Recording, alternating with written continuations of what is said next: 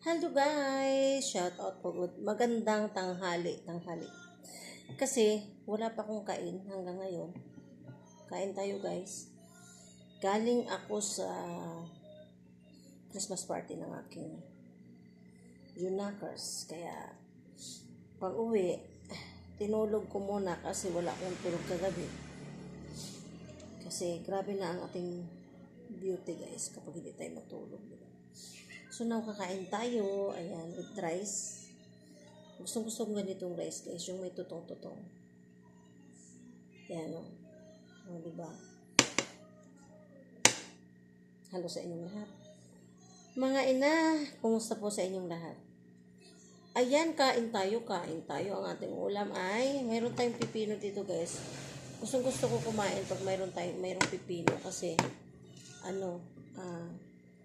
tapos, minsan, ginagamit ko na itong sausawan. Tsaka meron tayong chicken. Anong manok yung parang lechon manok.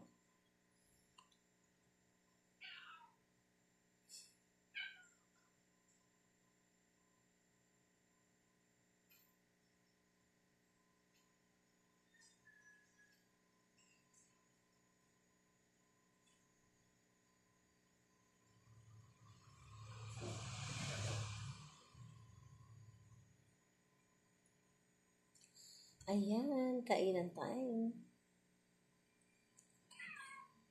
Miming, kumain ka na kanina. Ando na yung pagkain mo o binigay. Yan kita pagkain doon. Diba? Mayroon akong pusa guys. Mayroon pa akong pusa kasi marami akong pusa. Isa. Nandito. Siya yung laging nakasama ko. Siya yung laging pumupunta dito sa baba, sa loob ng bahay. Ito, gaganituhin ko lang. Konti lang naman. Patak-patak lang. Hindi, yung magawa ko sa usawan. Kalamansi tuyo. Malasa siya.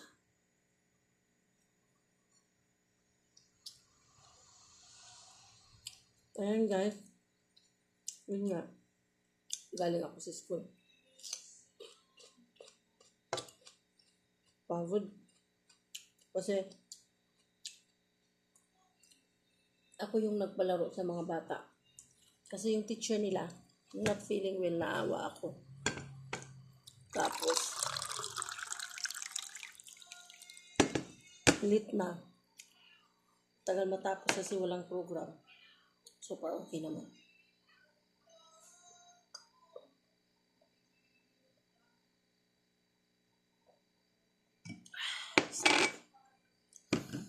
Sarap ng tubig eh.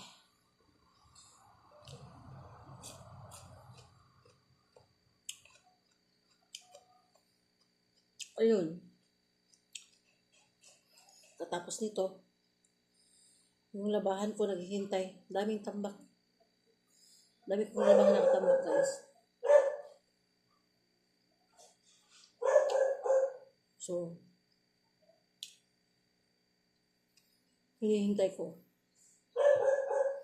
na magising din yung bunso ko kasi natulog siya pagdating galing school. Papatulog ako dun sa taas pag-akyat. Yun. Itong manok pala na to binili ang ulam. Dapat kanila namin to binili nung galing kami school. Diyan kasi sa labasan namin mayroong seed mo. So, mayroon dyan nagbibinta ng chokes tubo. Hilaw pa. Pagdaan namin hilaw pa. So, binalikan. Kasi sa magluto pa kami.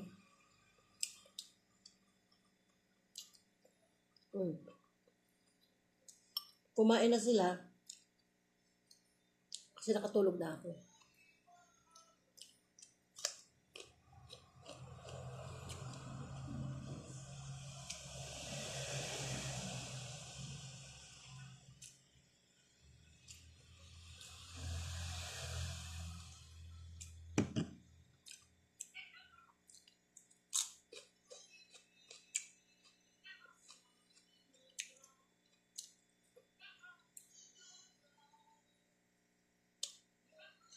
Kumain ko na ng ay.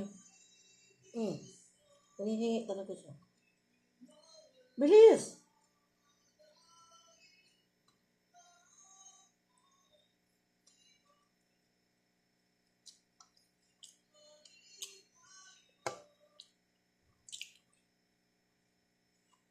Ang trabaho natin mga nanay, linis bahay, linis kalat.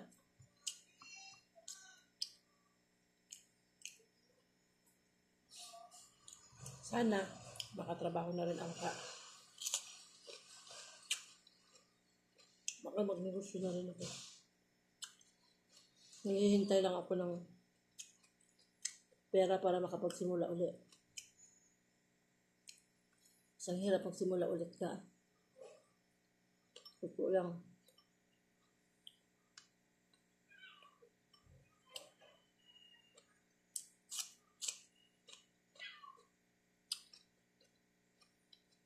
Yung dati, ayos ang buhay ko. Ngayon,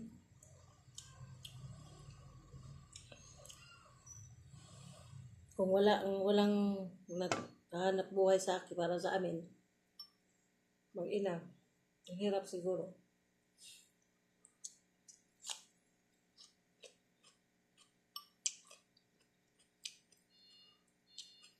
Lalo na pag ganito, ang mahal ng bilihin. Naghihintay ako sa pera na makapagsimula ako ulit ng negosyo.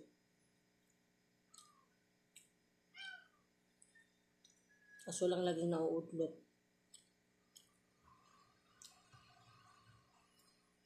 Kasi ang tagal na ng negosyo ko na stop. Paano ako makagawa? Hindi ako makagalaw. Kasi wala. Kaya minudmod ko na lang yung sarili ko sa halaman, sa bahay.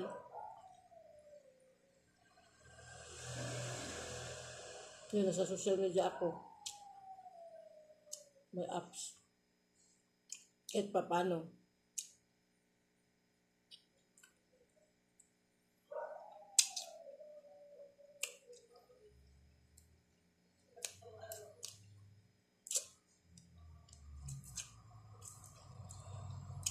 So, gusto ko yung buto ng manok guys pag malambot. Gusto ko yung gitna.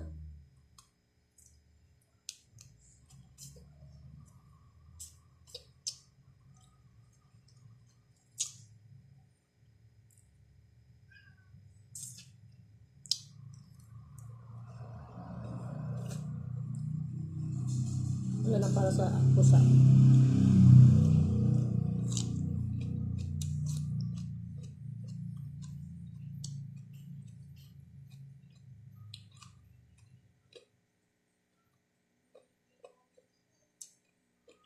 Sarap. Lalo na pag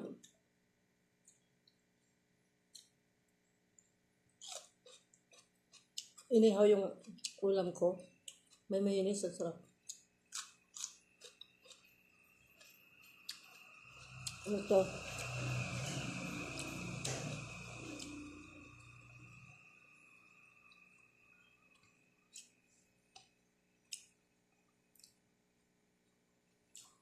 Mahirap pag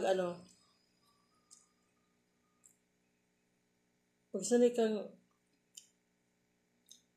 gumalaw o pupunta ng grocery, mamili, o lahat ng gagawin mo.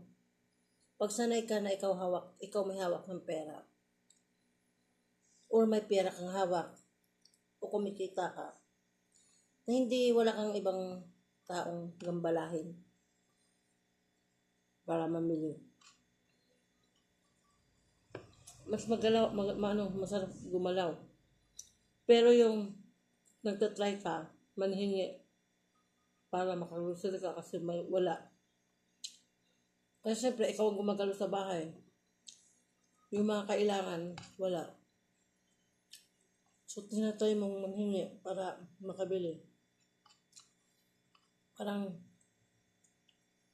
alam mo yung ang hirap. Ang hirap.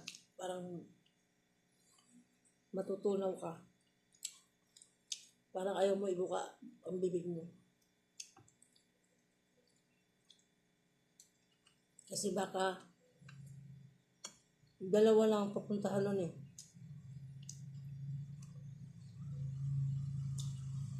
Baka ma-reject ka. Hindi. Diba?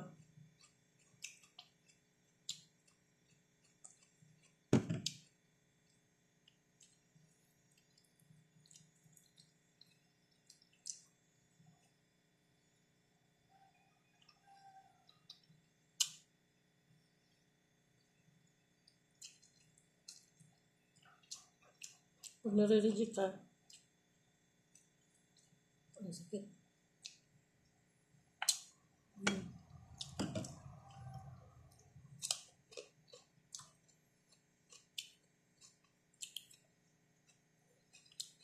Wala ka naman magagawa. Kasi hindi ikaw ang kumita. Hindi ikaw ang hanap buhay.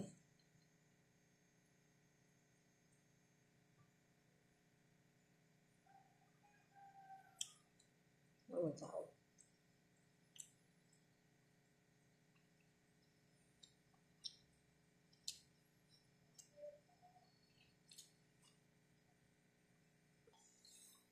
Lumabas ako sa gate guys kasi may narinig kong tao. Hindi naman pala dito.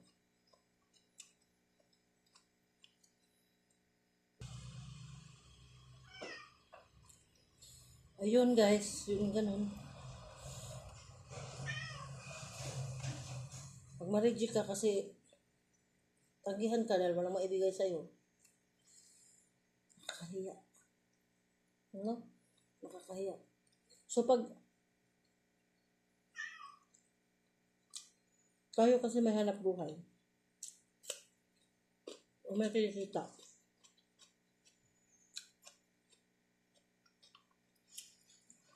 hindi natin kailangan manghingi kasi magagastusan tayo.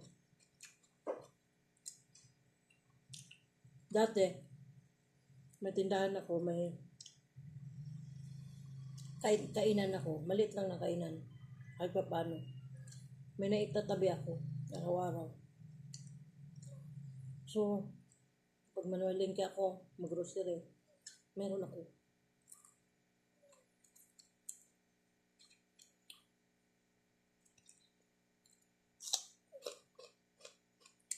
Yung gas namin, lahat yan na-stock. Hindi ako naubusan. Pero ngayon, wala akong hanap buhay. Ang hirap talaga.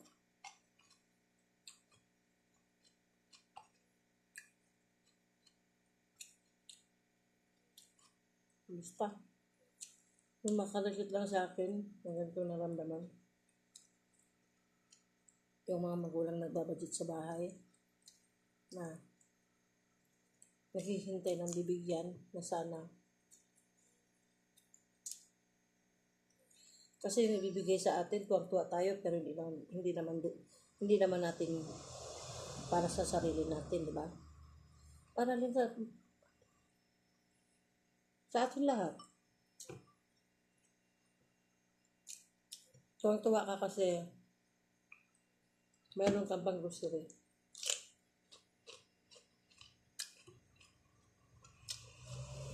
Hindi ka natuwa kasi may magagamit ka pang personal. Masarap yun, ganun.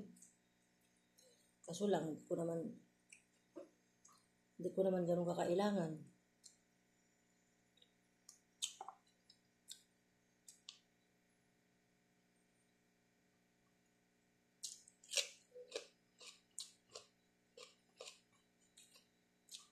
Hindi tulad dati. Panay ang pa-parlor. Okay lang wala yun. Basta lang kumpleto yung pangangailangan ng bahay. Okay na sa akin. Kaso lang, paano? Paano makumpleto? Wala naman akong hanap buhay.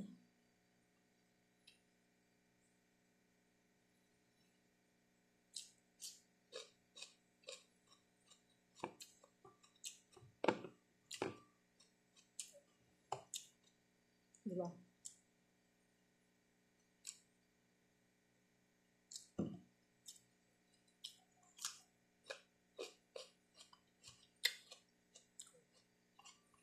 Minsan iyak na lang.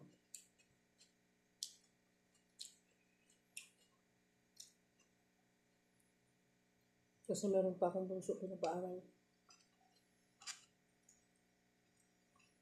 Wala.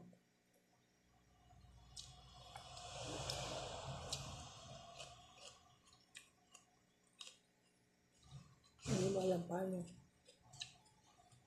Ganun.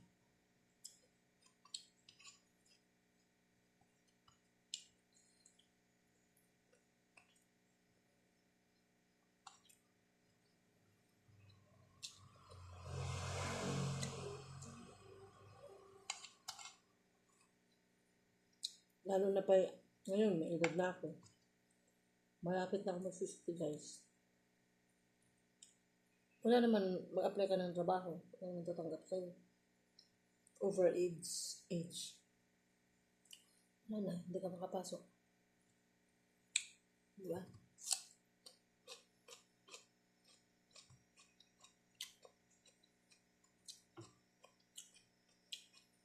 Walang ganun. Kaya manahimik ka na lang sa bahay.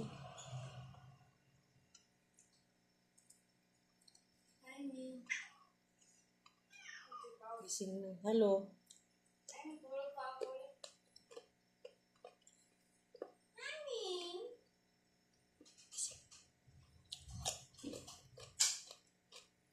Wala ka ng ito.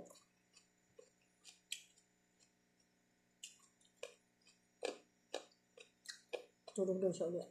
Anong oras na? 4 na.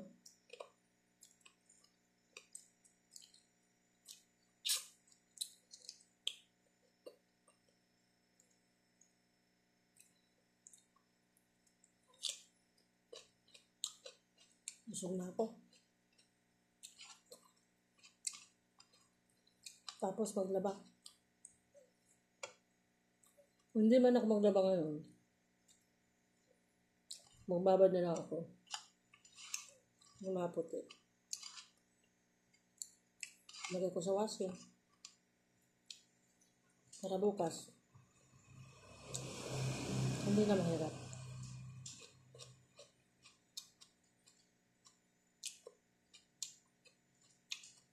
Tuloy-tuloy ang laba. Buhay. Nanay. Walang katapusan. Diba? Buti pa nga yung katulong eh. May sahod. Diba? Tayo mga nanay wala. Bawal mong reklamo. Kasi nanay ka. Sana sa mga nanay no, may blessing din darating no. Merry Christmas sa inyo lahat, sa ating lahat. Mga nanay, kaya natin yan. Hanggang sa muli. Bye.